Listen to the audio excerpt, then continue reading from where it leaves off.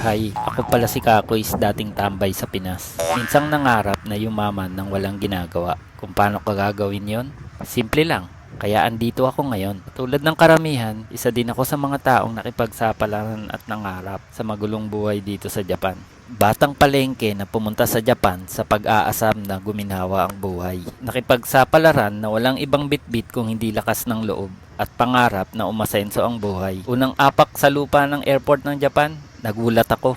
Nagulat ako kung gaano kabilis ang buhay dito. Malayong malayo sa kinalakihan kong marumi, maingay at mabahong lugar sa palengke. Naranasan ko na magkaroon ng kapitbahay na hindi mo kilala. Kapitbahay na walang pakialam sa'yo. Kapitbahay na araw-araw mo nakikita pero hindi mo alam ang pangalan. Nagulat din ako kung gaano karaming tao ang handang pagsamantalahan ang kapwa nila para sa ikabubuti ng kanilang sariling buhay. Pero syempre, andito ka na, lakasan na lang ng loob. Susubukan mong mag-adjust, susubukan mong makibagay, susubukan mong mag-adapt. Kasi pag hindi mo ginawa, ikaw ang talo sa huli. Unti-unti, natutunan ko kung paano sumabay. Natutunan ko kung paano mawalan ng pake sa kapwa ko. Nakasabay na din ako sa kilos at galaw na kailangan mo ng pera. Akala ko okay na ako. Akala ko lang pala.